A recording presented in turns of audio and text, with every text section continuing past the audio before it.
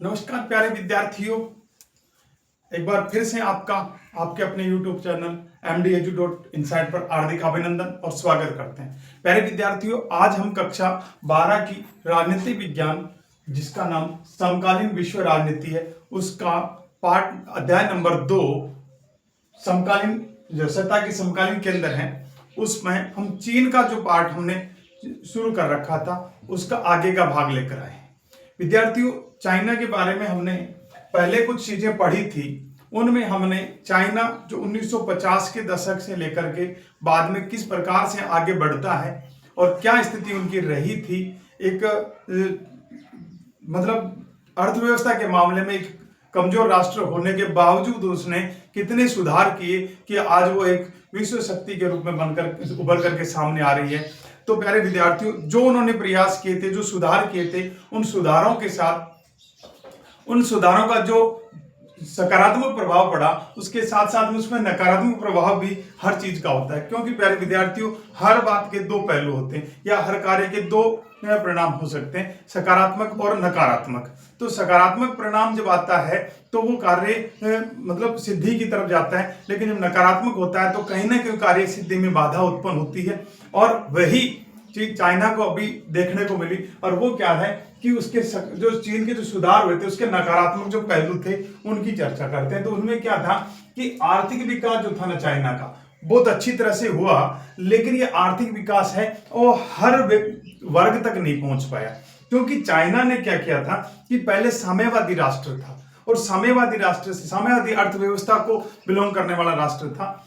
और उसके बाद में ये धीरे धीरे उसको पता लगा कि इससे पार नहीं पड़ने वाली, तो उन्होंने क्या कर लिया कि वो पूंजीवादी की तरफ अग्रसर हो गया, यानी कि पूंजीवादी की तरफ झुकाव हो गया। और वो अमेरिका जैसे जो पूंजीवादी राष्ट्र हैं उनके साथ में अपना संबंध स्थापित कर लेते हैं, यानी कि व्यापारिक संबंध बनाते हैं, राजनीतिक संबंध उनके साथ बनाने का प्रयास करते हैं। तो वो उनके कारण वो अब पूंजीवाद की ओर झुक गया। और जैसे ही पूंजीवाद की ओर झुकता है तो प्यारे विद्यार्थियों, हम सब जानते हैं पूंजीवाद का मतलब होता है कि पूंजी को निजी हाथों में दे देना। यानी कि साम्यवाद में क्या था कि पूंजी है वो सार्वजनिक थी, यानी कि एक सरकार की या फिर एक राज्य की या देश की या समाज की होती है। लेकिन पूंजीवाद में पूंजी जो है वो किसके पास रहती है? निजी हाथों में रहती है। जिस प्रकार से चाइना ने जैसे ही पूंजीवादी अर्थव्यवस्था को अपनाया, उनका जो आर्थिक विकास है वो समाज के सभी वर्गों को नहीं मिल पाया। क्यों? क्योंकि अब पूंजी है वो निजी हाथों में चली गई। तो आर्थिक विकास तो हुआ चाइना का, लेकिन समाज के सभी वर्गों का आर्थिक विकास नहीं हो पाया। इसके कारण चाइना को थोड़ा सा रुकना पड़ रहा है विश्व की एक पावरफुल शक्ति, यानी कि सत्ता का एक प्रमुख केंद्र बनने में। और दूसरी बात अगर करें, इन्होंने क्या किया कि आर्थिक जो विकास था उसकी चाह के चक्कर में उन्होंने पर्यावरण को बहुत नुकसान कर दिया। क्योंकि विद्यार्थियों देखो, चाइना ने क्या किया कि औद्योगिक विकास शुरू करना कर दिया, यानी कि तरह तरह के उद्योग बनाने शुरू कर दिए, जिसके कारण उनका आर्थिक विकास तो हुआ। लेकिन जैसे ही इंडस्ट्री स्टेबलाइज करते हैं तो निश्चित तौर पर पर्यावरण प्रदूषण जैसी समस्या आ जाती है, वनों का उन्मूलन करना पड़ता है ना, ध्वनि प्रदूषण का सामना करना पड़ता है। और इसके कारण चाइना को पर्यावरण प्रदूषण संबंधी या पर्यावरण का जो नुकसान है वो बहुत बड़ा नुकसान चाइना को उठाना पड़ रहा है।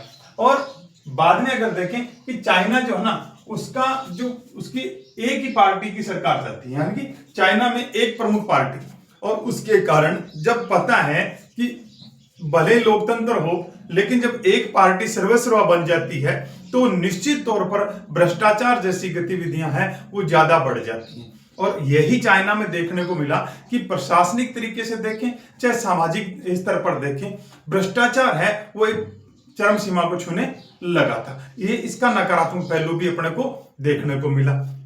और इसके साथ साथ ही मैं आपको पहले ही बता दूं कि जो समाज के सभी वर्गों को जो आर्थिक विकास का लाभ नहीं मिला, इसका मतलब समाज चाइना में जनसंख्या वृद्धि दर तो काफी थी और उसके कारण जनसंख्या वृद्धि हो रही थी। और जनसंख्या वृद्धि होती है तो रोजगार जैसी समस्याएं है ना वो उत्पन्न हो जाती हैं। तो चाइना में बेरोजगारी की दर वो बढ़ गई। कारण क्या था कि आर्थिक विकास हुआ, लेकिन जो पूंजी है वो समाज के सभी वर्गों के पास नहीं होने के कारण बेरोजगारी है वो उसकी दर बढ़ गई थी। तो ये सारे की सारी चीजें हैं वो चाइना के जो सुधार थे ना उसके नकारात्मक पहलुओं के तहत हम काउंट करते हैं, गिनते हैं। अब बात करते हैं अपने कि चीन जो विश्व के अंदर एक नई शक्ति के रूप में उभर करके सामने आ रहा है और वो किस प्रकार से अपन देख सकते हैं कि चाइना विश्व शक्ति के रूप में उभर के आ रहा है। विद्यार्थियों, ये क्वेश्चन बन सकता है कि समझाइए कि सतह के समकालीन केंद्रों के तहत चाइना जो है एक विश्व शक्ति के रूप में उभर कर सामने आ रहा है। तो हम इनको देखें तो इसमें क्या होता है कि चीन जो है ना वो क्षेत्रीय स्तर पर या वैश्विक स्तर पर आर्थिक दृष्टि से एक मजबूत राष्ट्र बन गया। यानी कि क्षेत्रीय स्तर पर, यानी कि आप अपने और अपने आसपास के क्षेत्र में चाइना और एक आर्थिक दृष्टि से मजबूत राष्ट्र बन गया, और साथ ही विश्व स्तर पर भी वो आर्थिक दृष्टि से एक मजबूत राष्ट्र बनकर सामने आ रहा है, क्योंकि इन्होंने आर्थिक प्रगति अच्छी की है। आर्थिक जो उन्नति है इसकी चाइना की अच्छी रही है। नए नए उद्योगों को स्थापित करना इनका मुख्य लक्ष्य रहा है। और फिर देखते हैं कि चाइना, इसी के तहत उन्होंने चाइना ने क्या किया, 2001 में WTO का सदस्य बन जाता है, यानी कि WTO वर्ल्ड ट्रेड ऑर्गेनाइजेशन, विश्व व्यापार संगठन में शामिल हो जाता है। तो यहां पर सदस्य बन जाता है। जैसे ये सदस्य बनता है तो इन्होंने क्या कर दिया, जो ओपन डोर वाली पॉलिसी है वो ओपन कर दी, यानी कि आओ हमारे यहाँ पर निवेश करो। जो दूसरे राष्ट्र हैं वो यहाँ पर निवेश करना प्रारंभ कर देते हैं, जिससे बड़े बड़े राष्ट्र हैं उनके साथ में उनके व्यापारिक संबंध स्थापित हो जाते हैं। और इसी के तहत क्या होगा कि चीनी जो अर्थव्यवस्था है वो बाहरी दुनिया से जुड़ गई, यानी कि बाहरी दुनिया के साथ में इसका जुड़ाव हो जाता है, और इसके कारण उनके जो पारस्परिक जो संबंध है या निर्भरता है वो बढ़ जाती है। यानी कि और उसी के कारण चीन है उसका अपने जो साझेदार राष्ट्र हैं उनके पर जबरदस्त प्रभाव हो जाता है। यानी कि WTO का सदस्य बनने के कारण वो दूसरे जो आर्थिक दृष्टि से मजबूत राष्ट्र है उनका रुझान चाइना की तरफ बढ़ता है, और जैसे ही चाइना की तरफ बढ़ता है तो उनका पारस्परिक जो निर्भरता है वो बढ़ जाती है, जिसके कारण चाइना का जो अपने जो साझेदार राष्ट्र हैं उनमें एक प्रभाव परिलक्षित होता है। और विद्यार्थियों, साथ अगर बात करें तो उन राष्ट्रों में जैसे जापान हो गया, अमेरिका हो गया, आसियान हो गया, रूस हो गया, ऐसी बड़ी बड़ी शक्तियां जो है विश्व की, इन्होंने क्या कर दिया कि चीन के साथ जो व्यापार करने के चक्कर में या व्यापार स्थापित करने के कारण वो उन्होंने क्या किया, चीन के साथ जो अन्य मनमुटाव थे, जो अन्य विवाद जो चल रहे थे उनको बुला दिए। अन्य विवादों को बुला करके चाइना के साथ व्यापार करना है उसको महत्व दे दिया, और इसी के कारण चाइना की जो आर्थिक प्रगति संभव हो गई। और दूसरी बात, इन राष्ट्रों पर चाइना का प्रभुत्व भी स्थापित होना प्रारंभ हो जाता है। और जैसे लैटिन अमेरिका है या फिर अफ्रीका है, वहां के देशों में इन्होंने क्या कर दिया, निवेश करना प्रारंभ कर दिया, यानी कि अपनी पूंजी लगाना शुरू कर दिया, अपने उद्योग वहां पर, इंडस्ट्री अपने वहां पर, अपनी कंपनियां वहां पर स्टेबलाइज करना शुरू कर दिया। और उन देशों की मदद करने की जो नीति है, इस नीति ने क्या कर दिया कि चीन को विकासशील देशों के मामले में अगर देखें तो एक विश्व शक्ति के रूप में चाइना उभर करके सामने आने लगी। तो प्यारे विद्यार्थियों, इन सभी चीजों को अगर देखें तो चाइना है वो एक विश्व शक्ति बन सकती है, यानी कि सत्ता का समकालीन केंद्र बन करके सामने आ रहा है। और ये सारी चीजें अपने चाइना के एक विश्व शक्ति के रूप में या सत्ता के समकालीन केंद्र के रूप में अगर उभर कर देख रहे हैं, तो क्यों ना अपना चाइना एक पड़ोसी राष्ट्र है, तो पड़ोसी राष्ट्र का प्रभाव पड़ोसी राष्ट्र पर निश्चित तौर पर पड़ता है। तो भारत चाइना का एक पड़ोसी राष्ट्र होने के नाते भारत और चाइना के बीच में रिलेशनशिप कैसी रही है, इस रिलेशनशिप पर चर्चा करेंगे, वो अगली स्लाइड में करेंगे। तब तक आप इस स्लाइड का एक स्क्रीनशॉट ले लो और उसको नोट कर लो।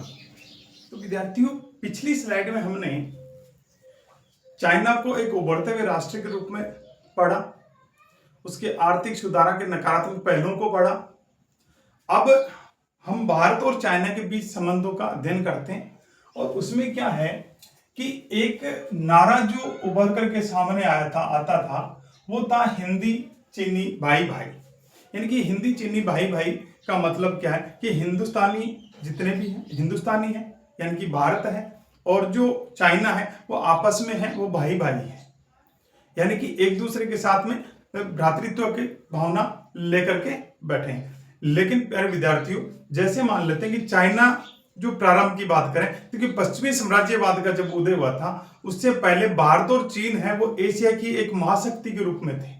भारत और चीन एशिया की एक महाशक्ति के रूप में थे, और चीन अपने जो आसपास का जो इलाका था उस पर अपना प्रभुत्व स्थापित किए हुए था, यानी कि आसपास का जो क्षेत्र उस पर चीन का अधिकार अच्छा खासा था, प्रभुत्व अच्छा खासा था, प्रभाव अच्छा खासा था। जैसे चीनी जो राजवंश हैं वो लंबे समय से शासन में, जो मंगोलिया है, कोरिया है, यानी कि हिंद चीन के जो कुछ इलाके हैं उन पर उसकी जो वो इलाके हैं वो चीन की अधीनता स्वीकार कर चुके थे, यानी कि चीन के अधीन कार्य थे, यानी कार्य कर रहे थे। लेकिन जैसे ही अपने थोड़ा आगे चलते हैं तो यहां पर क्या होता है कि इनका जो प्रभाव है सिर्फ राजनीति ही नहीं रहा था, बल्कि ये आर्थिक और जो सांस्कृतिक है उसमें भी अपना प्रभाव बनाने लग गया था। और जो चीन और भारत अपने जो प्रभावी क्षेत्र जो हैं उसके मामले में कभी नहीं टकराए एक दूसरे से, यानी कि चाइना और भारत दोनों अपने जो प्रभावी क्षेत्र हैं या अपने प्रभाव के जो क्षेत्र हैं उनमें कभी एक दूसरे से नहीं टकराए थे। और उन्होंने क्या किया था कि इसी कारण से दोनों देशों के बीच में राजनीतिक और सांस्कृतिक जो संबंध है या प्रभुत्व संबंध है या जो आपसी जो संबंध है राजनीतिक दृष्टि से और सांस्कृतिक दृष्टि से वो मजबूत रहे थे। और यही कारण है कि भारत और चाइना है उनको भाई भाई माना गया था, यानी कि हिंदी चीनी भाई भाई का नारा दिया गया था या सामने उभर करके आया था। लेकिन होता क्या है, समय कुछ करवट लेता है और 1962 के अंदर यानी कि 1962 के अंदर भारत और चीन के बीच में युद्ध हो जाता है। भारत और चीन के बीच में युद्ध हो जाता है। कारण क्या हो जाता है कि चाइना जो है उन्होंने क्या कर लिया, तिब्बत को हथिया लिया था, यानी कि तिब्बत जो था तिब्बत पर क्या कर लिया, अपना अधिकार स्थापित करना, तिब्बत पर अधिकार करना। एक तो ये कारण रहा था, किसने, चाइना ने तिब्बत पर अधिकार कर लिया। तिब्बत जो कि भारत के टच में है, यानी कि भारत की सीमा पर जम्मू कश्मीर और ये वाला क्षेत्र है वो तिब्बत से लगता था। और यहां पर अधिकार करने के बाद में चाइना ने क्या कर दिया, अपनी बस्तियां भारत की सीमा पर स्थापित करना शुरू कर दिया था, जिसके चलते भारत ने थोड़ा ऑब्जेक्शन किया और उसी ऑब्जेक्शन के चलते भारत और चीन के बीच में 1962 में होता है युद्ध। और इस युद्ध में क्या होता है, भारत की सैनिक पराजय होती है, भारत की सैनिक पराजय होती है यहां पर। और जैसे सैनिक पराजय हो जाती है तो इस प्रकार से चाइना और भारत के बीच में संबंध है वो थोड़े से बिगड़ जाते हैं। और ये संबंध जो है और ये चलते हैं 1976 तक, यानी कि 1976 तक इनके संबंध है वो थोड़े से कटु संबंध रहते हैं। 1976 तक दोनों देशों के बीच में जो कूटनीतिक संबंध है वो थोड़े से बिगड़ जाते हैं, लेकिन बाद में धीरे धीरे उनको सुधारने का प्रयास किया जाता है। और इसी बीच इनमें सीमा विवाद कहां कहां चलता है, जैसे अरुणाचल प्रदेश और जम्मू कश्मीर जो क्षेत्र है ना उसकी सीमा को लेकर के भारत और चाइना के बीच में विवाद भी होता रहा है। तो ये संबंध भी इनके रहा। फिर दलाई लामा जो चाइना का था उन्होंने भारत में शरण ले ली, जिसके कारण चाइना है भारत से थोड़ा सा रुष्ट होता है। ये कई कारण है जिसके कारण भारत और चाइना के बीच में विवाद की स्थिति बनी रहती है। अब इन्हीं स्थितियों से निपटने के लिए चाइना और भारत के बीच में एक समझौता हो जाता है और वो समझौते का नाम दे देते हैं पंचशील समझौता, क्योंकि इसमें 5 बातों पर समझौता होता है, इसलिए ये पंचशील समझौता है। और वो 5 तथ्य कौन कौन से हैं कि एक तो एक दूसरे की जो क्षेत्रीय अखंडता और प्रभुसत्ता है उसका सम्मान करेंगे, यानी कि हमारी जो क्षेत्रीय अखंडता है, भारत की क्षेत्रीय अखंडता और चाइना की क्षेत्रीय अखंडता, दोनों में एक दूसरा दखलंदाजी नहीं करेगा और दोनों का जो प्रभुसत्ता है यानी कि प्रभुसत्ता उसका सम्मान भी करेंगे। ठीक है। दूसरी बात आती है कि एक दूसरे पर आक्रमण नहीं करेंगे, यानी कि एक दूसरे पर अटैक नहीं करेंगे, सैनिक आक्रमण नहीं करेंगे। तीसरी है कि एक दूसरे के जो आंतरिक मामले है ना उसमें एक दूसरे को दखल नहीं करनी है, यानी कि भारत में क्या हो रहा है उसको चाइना से कोई लेना देना है, चाइना के अंदर क्या हो रहा है उसको भारत को कोई लेना देना नहीं रहना चाहिए। फिर आपसी समानता की भावना से रहना।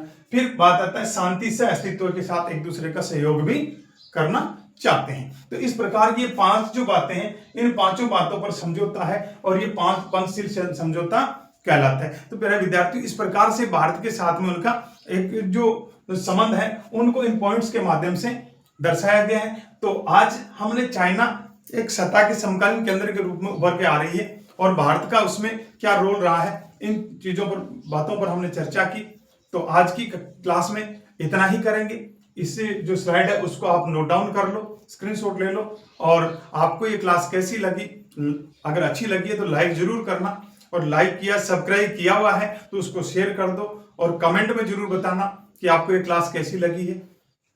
और यदि सब्सक्राइब किया तो बेल आइकन को जरूर दबा लें ताकि नोटिफिकेशन समय समय पर आता रहेगा। और यदि आप थोड़ा सा रिस्पॉन्स देंगे तो निश्चित तौर पर मैं आपके लिए रोजाना की दृष्टि से एक एक क्लास आपको देता रहूंगा। तो अगली क्लास का इंतजार करें। जय हिंद, जय भारत।